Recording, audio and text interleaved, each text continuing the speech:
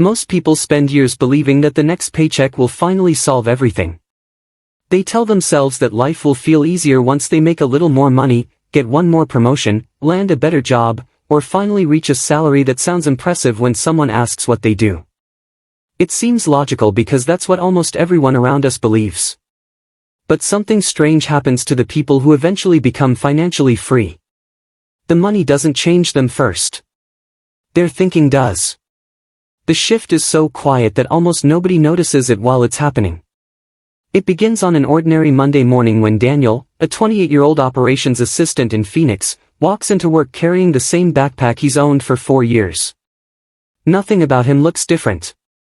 He still parks in the same spot, drinks the same coffee, sits at the same desk, and answers the same emails. Around him, the office sounds exactly like it always has. Someone is complaining about rent going up again. Another coworker is frustrated because their car needs expensive repairs. Someone else is excited about buying the newest phone even though they're still making payments on the last one. A year ago, Daniel would have joined every one of those conversations. Every complaint would have reminded him of his own problems. Every purchase would have made him wonder whether he was falling behind. Every unexpected expense would have felt like another reason life was unfair. But today something is different. He listens, smiles politely, and goes back to work. It isn't because he suddenly became rich. His salary hasn't changed much. His apartment is still small. His car still has over 160,000 miles on it. From the outside, nothing looks impressive. The real change happened months earlier on a night nobody remembers except him. He was sitting alone at his kitchen table looking at his bank account after paying rent. The balance wasn't terrible, but it wasn't comforting either. He realized he'd spent years chasing larger paychecks while never building the habit that actually creates wealth. That night he made one simple decision. Every Friday morning, before he could spend a single dollar, $100 would automatically move into an investment account. It wasn't a dramatic amount. It wasn't enough to make him feel wealthy. In fact, during the first few months it felt almost pointless. The balance barely moved. There were days he questioned whether it even mattered. But he refused to stop because he understood something most people never do. Financial freedom isn't created by motivation. It's created by systems that keep working long after motivation disappears. Weeks turned into months. Months quietly became a year. During that time nothing exciting happened. He didn't win the lottery. He didn't discover a secret investment. He didn't double his salary. Instead, he repeated one ordinary habit again and again until it became invisible. The strange thing about invisible habits is that they slowly begin changing your identity before they change your bank account. Just because everyone else was doing it. They spent almost an hour convincing him that he deserved it after working so hard. A year earlier he would have agreed without thinking. This time he smiled and said maybe another day. The conversation ended there. Nobody thought much about it. But on the drive home he realized he hadn't felt deprived. He simply didn't want the purchase anymore. That surprised him far more than saying no. The desire itself had become smaller.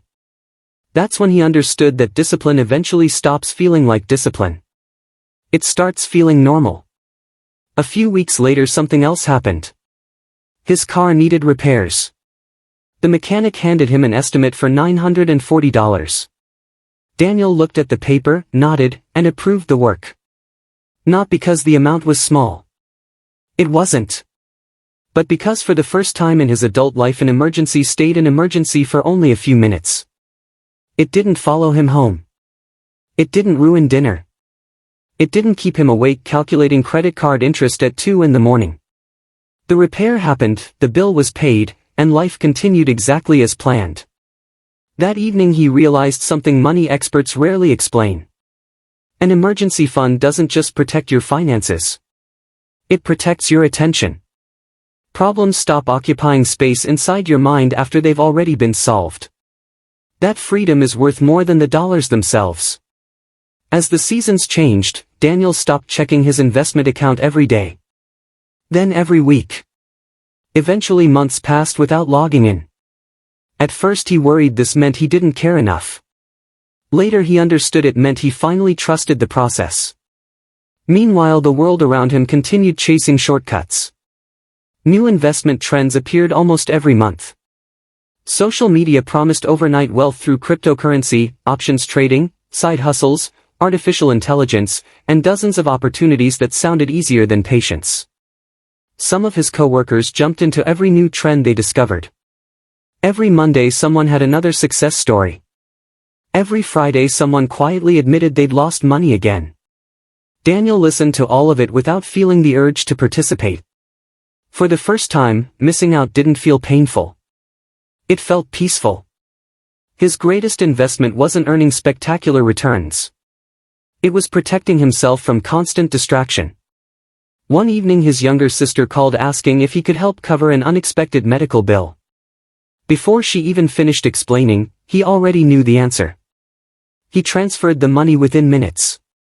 She cried on the phone because she expected a long conversation about repayment. Instead, he simply told her to focus on getting better.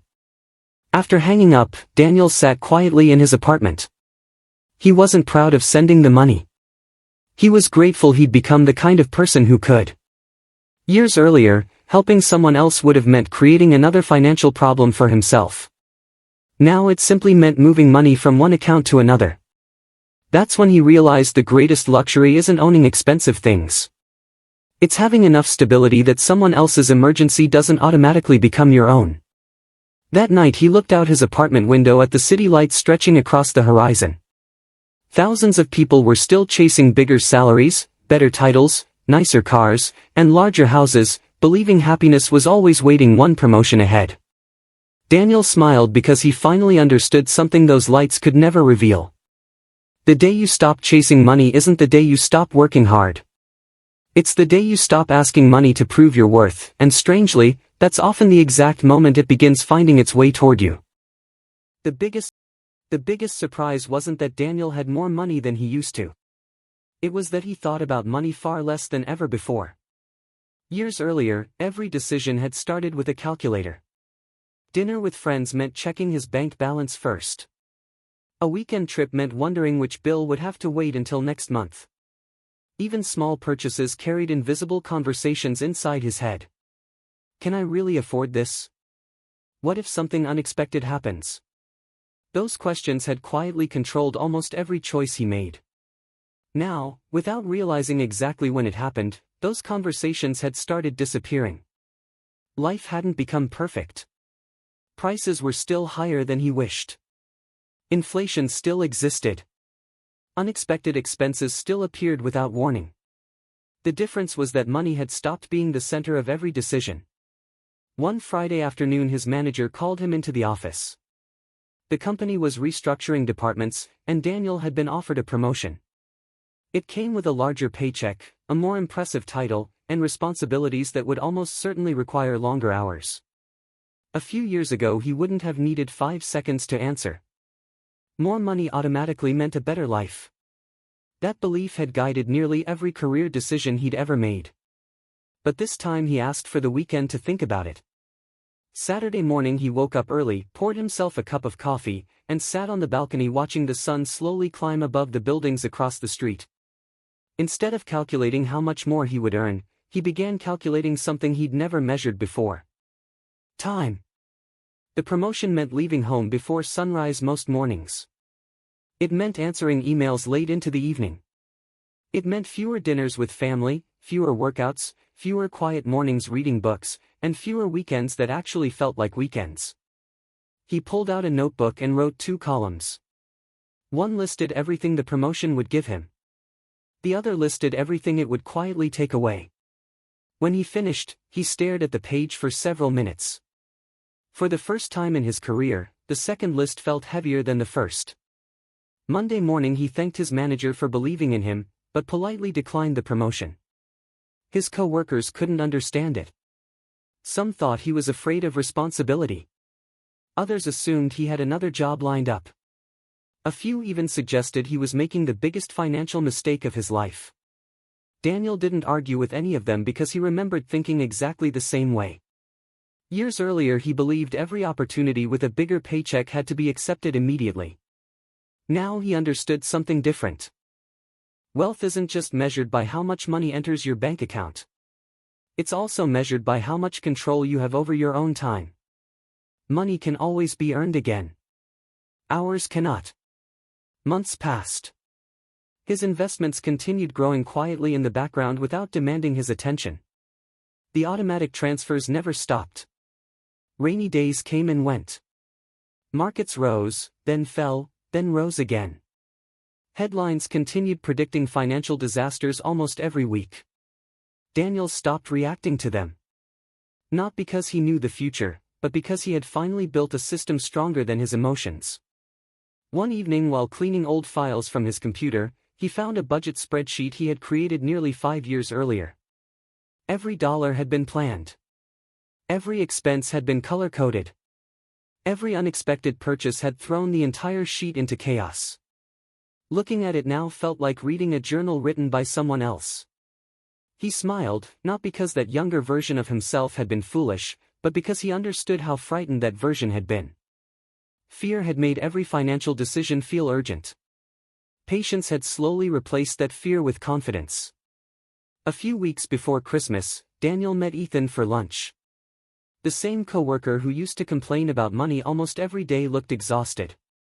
Halfway through the meal Ethan admitted he felt trapped. He earned more than ever before, but somehow had less left at the end of every month. Every raise had disappeared into a bigger apartment, newer subscriptions, higher car payments, and purchases that felt exciting for a few days before becoming ordinary. He looked across the table and asked the question Daniel never expected to hear. How did you stop worrying about money all the time? Daniel thought for a moment before answering. He could have talked about investing, budgeting, compound interest, retirement accounts, or emergency funds. All of those mattered. But none of them were where the real change had started. Instead, he smiled and said, I stopped trying to look wealthy, and started trying to become peaceful. Ethan looked confused. Daniel continued. Most people think money buys peace. But peace usually comes first.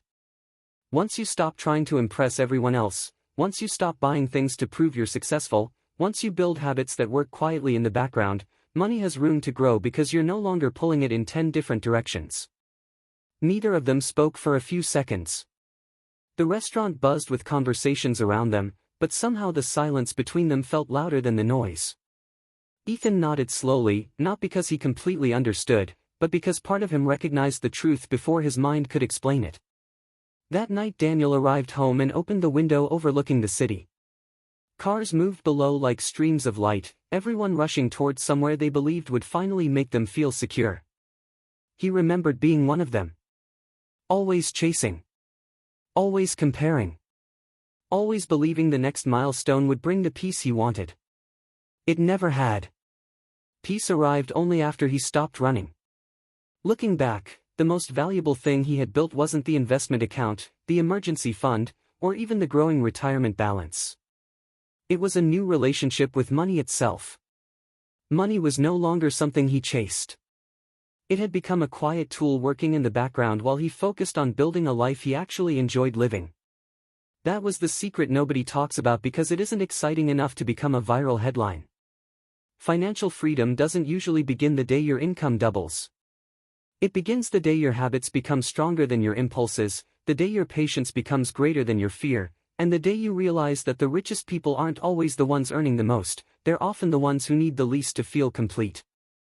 Years from now, Daniel probably won't remember the exact balance in his investment account on any particular day.